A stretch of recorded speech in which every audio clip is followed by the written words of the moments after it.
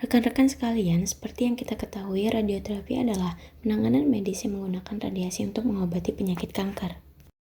Dibanding dengan pengobatan lain, terapi ini menimbulkan stres yang relatif lebih kecil pada tubuh pasien, suatu kemampuan yang telah membuat terapi sinar partikel ini menarik banyak perhatian. Baiklah, di kesempatan kali ini, izinkan saya untuk memaparkan materi tentang CT simulator di Departemen Radioterapi Rumah Sakit MRCCC Siloam Semanggi. Selamat menyaksikan. Advancement pengembangan di bidang radioterapi menjadi satu teknologi yang terus berkembang dari waktu ke waktu, sehingga menuntut kita untuk terus mengembangkan diri untuk terus update teknologi belajar dengan sebaik-baiknya.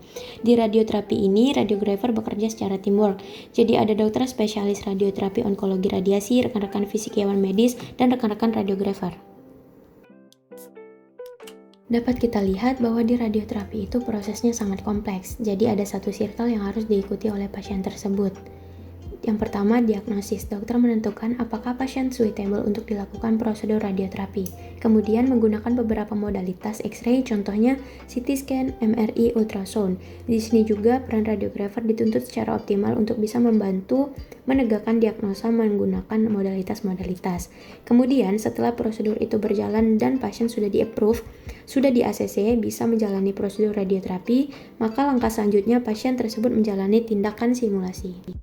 Nah, di simulasi ini, radiografer dituntut untuk bisa membantu prosedur simulasi, untuk bisa menghasilkan citra gambar 2 dimensi maupun 3 dimensi, yang mana gambar tersebut nantinya akan digunakan oleh dokter spesialis onkologi radiasi untuk melakukan perencanaan radiasi untuk menentukan planning target volume, gross tumor volume, mana organ sehat yang harus dilindungi saat dilakukan radiasi untuk bisa memaksimalkan radiasi ke tumor dan secara bersamaan organ sehat dapat terlindungi secara optimal.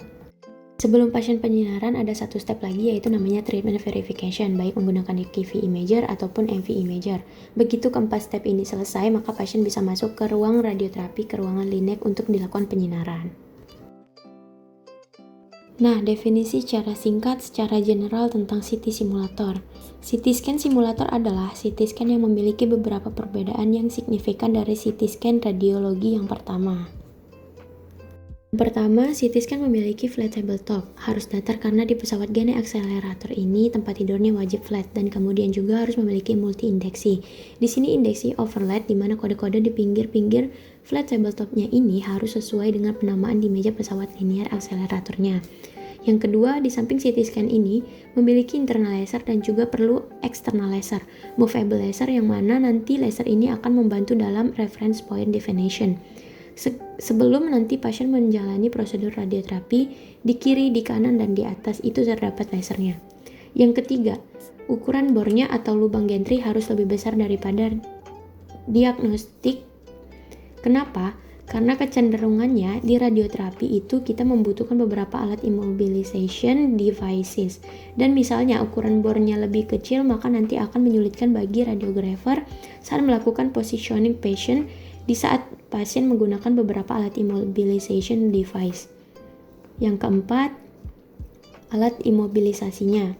Berikut ini beberapa alat imobilisasi device yang digunakan.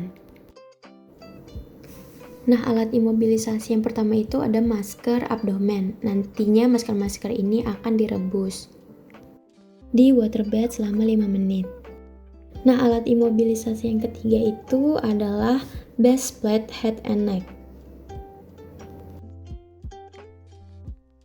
Selanjutnya ini adalah base plate loxone. Yang kelima di sini ada breastboard. Selanjutnya ada blue bag. Blue bag akan dibuat menggunakan vakum blue bag. Dan yang terakhir ada kontras injektor untuk pemeriksaan CT simulasi menggunakan kontras. Di luar ruangan CT simulator terdapat monitor yang digunakan untuk melakukan scan pada pasien dan juga digunakan untuk mengirim data ke treatment planning system. Lalu pasien dilakukan scanning, datanya dikirim ke CT scan dan kita bisa dengan menggunakan virtual simulation kita bisa menentukan secara tepat di mana letak tumor tersebut. Kemudian setelah gambar dikirim ke virtual simulation workstation, langkah selanjutnya itu proses prosedur marking patient yang sudah selesai juga. Lalu prosedur peletakan immobilization devices juga sudah akurat dengan isocenter coordinates, maka selanjutnya dilakukan penentuan target volume, daerah tumor mana yang akan diradiasi, kemudian organ sehat mana yang harus dilindungi, dan kemudian rekan-rekan fisikiawan medis akan melakukan perencanaan radiasi di komputer TPS. Nah, update teknologi yang terbaru ternyata laser itu bisa diintegrasikan eksternal laser langsung pada gantry CT simulatornya. Dengan satu konsol saja, radiografer dapat dimudahkan dengan memposisikan pasien dan memposisikan eksternal laser hanya dalam satu konsol. Nah, untuk informasi buat teman-teman saja, jadi untuk imaging di radioterapi itu yang menjadi gold standarnya adalah CT. Dengan CT scan, kita bisa menciptakan volumetrik gambar dari gambar tersebut secara 3D, aksial, sagittal, koronal, dan juga bahkan dengan CT ini kita bisa menghasilkan gambaran yang dinamakan 4D CT. Bahwasannya, CT simulator tidak hanya untuk prosedur 3D, tapi juga sudah bisa mengerjakan hingga 4D, khususnya mensimulasikan tumor-tumor pada area organ-organ yang bergerak. Dan juga dapat memberikan informasi Hounsfield unit akan dikonversi ke dalam bentuk electron density, di mana itu dapat menjadi parameter input di treatment planning system di alat linear accelerator. Sayangnya, untuk beberapa jenis kanker dibutuhkan gambaran dari pencitraan soft tissue yang lebih baik, contohnya di kepala. Maka dari itu, sebagai komplementari juga butuh gambar dari PET-CT. Disinilah peran kesinambungan antara kedokteran nuklir yang mana dapat mendukung prosedur radioterapi. Terima kasih telah menyaksikan tayangan video tentang CT simulator di Departemen Rumah Sakit MRCCC Siloam Semanggi. Semoga dapat bermanfaat bagi kita semua.